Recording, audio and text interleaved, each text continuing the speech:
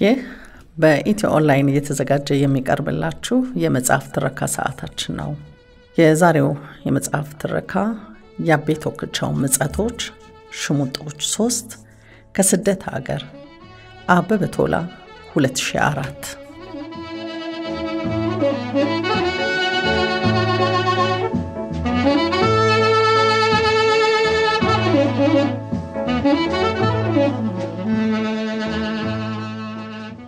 የመረጥኩላችሁ ርዕስ የኢህአዴግ አባላት መማራችሁን አቆሙ ተባሉ። ሪፖርተር ጋዜጣ።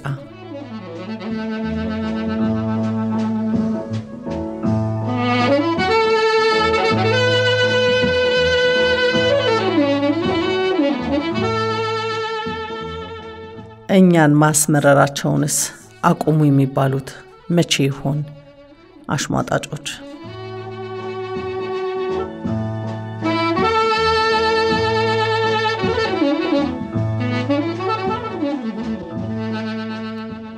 መስከረም 26 2004 ዓ.ም ወዳጄ እንዲሰነበቱልኝ ባለፈው ሳምንት አማን ያሰንብተን ብለን እንደተመራረቅ ነው። እውነትም አማን ሰነበቱልኝ። እሰይ የኔ አንበሳ አሜን ማለት ጥቁሙ ቆየ ነው። አንተስ እንዴት ሰነበትክ ይበሉኝ። አዎ ወጉ እንደዚህ ነው። እኔማ ምን ሆናለሁ? የፀሐዩ መንግስታችንን እድሜ ያርዝምልን እንጂ እየሞኩትም እየተቃጠልኩትም አለ ሁሉ። እኔ ምለው ወዳጄ ሰሚ ባላገሩ በዛ ሰሞን ከኛ ሁሉ ይበልጥ ለመንግስታችን ረጅም እድሜ ሲመኝ ሰነበት አይደል እንዴ? አንዳንድ ማሸሞር የማይሰለቻቸው ግለሰቦች ሰሚ አሁንም ድንገት ነፍስ በጄ ከጠፋ ድጋሚ ምህረት እንዲደረግልኝ ብሎ ነው አሉ። ረጅም እድሜ ለመንግስቱ የተመኘው እውነቱን ነው። ሰውን ያህል ነገር በእጁ ጠፍቶበት በ2 ዓመት እስር ምህረት ሲሰጠው ከራሴ እድሜ ላይ ተቀንሶ አሁኑኑ ለመንግስት ይሰጥልኝ አለ ማለቱም እርሱ ሆኖ ነው እያሉ ያሸሞሩ ነው። እኔ የለውበትም። እሺ ሰሜ ለራስ ደመመራራ ነህ ይሉሃል። ለነገሩ ግን አንድ ህግ አዋቂ ወዳጄ እንዳብራራልኝ ከሆነ የወንጀል ቅጣት ዋናው ዓላማ ሰዎችን በስር እንዲሰቃዩ ማድረግ ሳይሆን ከጥፋታቸው ተጸጽተው ሁለተኛ ወንጀል በዞረበት አንዞርም እንዲሉ ማድረግ ነው ብሎኛል።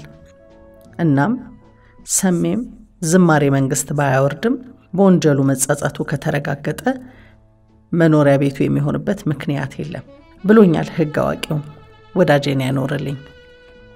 እናም ሰሜ ከማረሚያ ቤት ያስለቀቀው ለአባይ በመስፈኑና ለመንግስት ረጅም እድሜ መመኘቱ ሳይሆን ከስህተቱ መማሩ ከሆነ እሰየው እንላለን። እዚች ጋር መማሩ ነው ስንል የዋናው ጫዋታችንን ጫፍ እናገናኛለን። እናም ጫፏን ይዘን እስቲ እንተርትራት።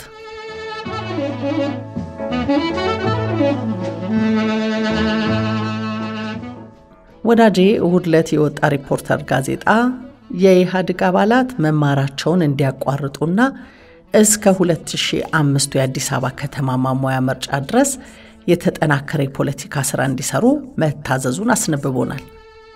ታዲያ ይህንን ዜና የሰሙ አሽሟጣጮች አባላቶቹ መማራቸውን ከሚያቋርጡ እኛን ማማራራቸውን እንዲያቋርጡ ቢደረግ እንኳን የ2005 ምርጫ ይቀርና የ3005ቱን ምርጫ እንመርጣቸው ነበር ሲሉ አስተያየታቸውን ሰንዝረዋል። ሰሞኑን አውራ ፓርቲ ኢህአዴግ መደበኛ ግምገማ አከናውኗል። በዛ ስብሰባ ላይ ነው እንግዲህ እንዲህ አይነት ውሳኔ ተላለፈው። እናንተ በከተማ ውስጥ የ97ቱ አይነት እንቅስቃሴ እየስተዋለ ነው ማለት ምን ማለት ነው? በግምገማው ላይ ከተነሱ ሐሳቦች አንዱ ይህ ነበር። በከተማይቱ ውስጥ የ97ቱ አይነት እንቅስቃሴ ተስተውሏል አሉ። ቆይ እስቲ በ97 ምን ነበር? ያኔማ ገና አመቱ እንደነጋ አካባቢ በህዳር 97 ጠቅላይ ሚኒስትራችን ያለ ወትሯቸው ታላቁ ሩጫ የሚከናወኑበት አብዮት አደባባይ ሲከሰቱ የአዲስ አበባ ሩጫ ቤተሰብ በፉጨትና በሌልታ ተቀብሏቸው ነበር። እርሳቸውም ልባቸው ለል ሳትል አትቀርም። ጊዜው እየገፋ ሄዶ የምርጫ ቀን ሲደርስ ኢህአዴግ በጠራው ሰልፍ ላይ ጠቅላይ ሚኒስትራችን የደስታ ሲቃ እስከሚይዛቸው ድረስ አንድ ቃል ሲናገሩ ጨብጨባ፣ ሌላ ቃል ሲናገሩ እልልታ ይቀልጥ ነበር።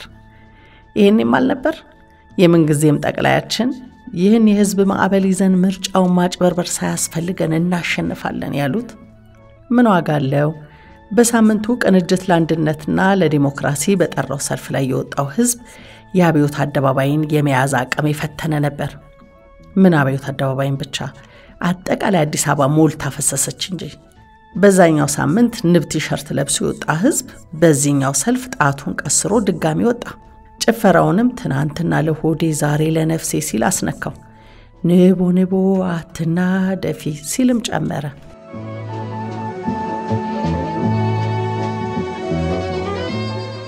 ይሄኔ የግንባራችን ዋና ሰዎች በቅንጅቱ ሰልፍ ላይ የተገኙት የምርጫ ካርድ የሌላቸው ናቸው አሉን። እንደነርሱ አባባል አዲስ አበባን ያጣበቡ ሰልፈኞች ጫወታና ሙዚቃ ያማለላቸው እንጂ ለመምረጥ የተዘጋጁ አልነበሩም። ይሄኔ እኛ የገዢው ፓርቲ ተገዢዎች ሰርጾብን የነበረው ድንጋጤ ለቀቀንና ደስታ ተሰማን። ወዳጄ ያቆምኩበት ላይ ምልክት ያድርጉልኝና እንመለስበታለን። ገዢው ፓርቲ ስል ምን ትዛለኝ መሰሉ? አንዲት በወጣቶች በሴቶችና በአነስተኛ ጥቃቅን የተደራጀች ወዳጅ አለችኝ። ኑሮዋ የተመሰረተው በድርጅታዊ ስብሰባ ላይ ነው። ትሰበሰባለች፣ አበል ትቀበላለች፣ ትበተናለች፣ ትሰበሰባለች። እናሎ እቺ ልጅ ከሌላ ወዳጇ ጋር ሆነው ያንድን ጋዜጣ ርዕስ ያነባሉ። ገዢው ፓርቲ ከተቃዋሚዎች ጋር ሊደራደር እንደሚገባው ተገለጸ ይላል። ይሄኔ ገዢው ፓርቲ ሲል ኢህአዴግን እንደሆነ ደመነፍሷ የነገራት የወዳጅ ወዳጅ ኢህአዴግ ለምን ገዢ ፓርቲ ይባላል ስትጠየቀቻት፣ ይሄኔ ወዳጃችን በየሰላማዊ ሰልፉና በየስብሰባው አበል እየከፈለን ገዢ መባል ይነሳው እንዴ ብላ ተርፍ። በሳቃይ ሞቱም ወዳጅ። ወደ ቀደመው ነገር እንመለስማ። ምን ብለን ነበር ያቆምነው? ገዢው ፓርቲ አላበል የወጡትን የቅንጅት ሰልፈኞች ሲመለከት ጫወታውና ጭፈራው አማሏቸው የወጡ ህፃናት ናቸው እንጂ የምርጫ ካርድ የላቸውም ማለት። እኛም እፎይታ ተሰማን።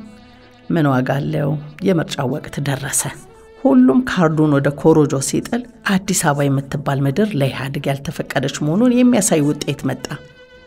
ያ ሁሉ በታላቅ ሩጫ ለጠቅላይ ሚኒስትራችን ያለው ሰውስ? ጥያቄ ምልክት። ያ ሁሉ ንብ ለባሽ ሰልፈኛስ? አሁንም ጥያቄ ምልክት። የአዲስ አበባ ራዳ አታሎናል ማለት ነው።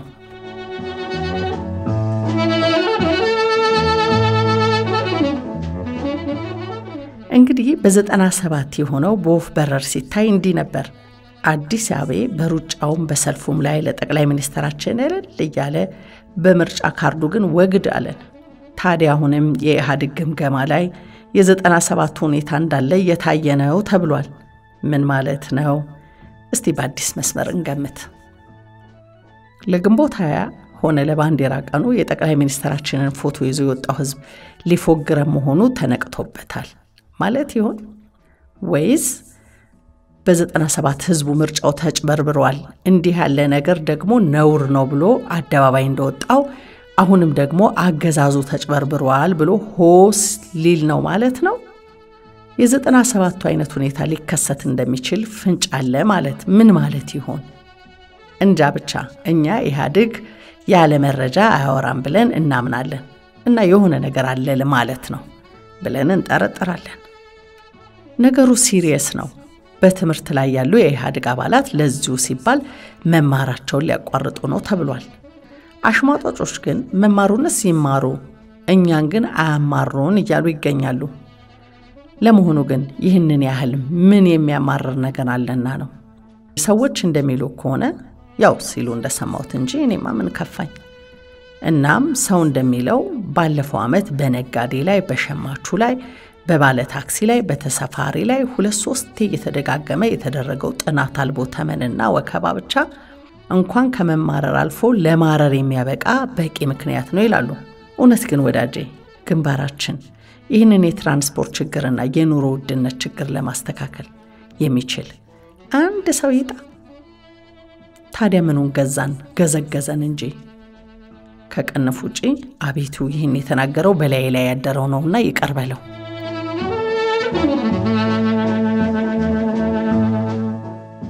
ሌላም ሰዎች እንደሚሉ ከሆነ የኢህአዴግ አባላት ልክ እንደ ቀድሞ የደርግ አብዮት ጠባቂዎች ፈላጭ ቆራጭ ከሆኑ ሰነባብተዋል። ቅሬታዎችን የራስህ ጉዳይ ይላሉ። መመሪያዎችን አያብራሩም። በአጠቃላይ ቸርችር ተብለሃል፣ ዝም ብለህ ቸርችር የኢህአዴግ መገለጫ የሆነ ነው እያሉ ያወጋሉ። እናም የኢህአዴግ አባላት መማራቸውን ከሚያቋርጡ እኛም ማስመረራቸውን ቢያቋርጡ ደስታችን ወደር የለውም ብለዋል አሽሟጣጮቹ። በመጨረሻም አቶ አየለ ጫሚሶ የቅንጅት ሊቀመንበር ናቸው። የትኛው ቅንጅት አሉኝ እንዴ? አሁን ፈተኑኝ። አዲስ ነው እርሳቸው እንደሚሉት። ኢህአዴግ በጣም የሚፈራው ተቃዋሚ ፓርቲ ነው። ልብ አድርጉልኝ፣ እርሳቸው እንደሚሉት ነው ያልኩት። እኔ እንደምለውማ ኢህአዴግ እንኳንስ ያቶ አየለን ቅንጅት እና የሁላችንንም እግዚአብሔር አይፈራም። እናሉ አቶ አየለ ጫሚሶ በጠና ታመው አሜሪካ ሄደው ተፈውሰው መጥተዋል። ሰንደቅ ጋዜጣ አቶ ሰውየውን ቃለ ምልልስ አድርጎላቸው ነበር። ጠያቂው እኛ ደግሞ ሀገር ጥለው የጠፉ መስሎን ነበር፣ እንዴት ተመልሰው መጡ ብሎ ይጠይቃቸዋል።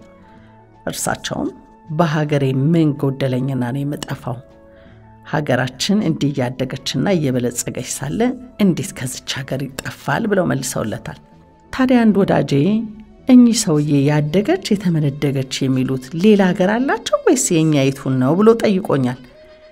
ምን ልበለው ጋሽ አየለ? ያቤ ቶክቻው ምፀቶች ሽሙጥ 3 ከስደት ሀገር አበበ ቶላ 2004 ዓ.ም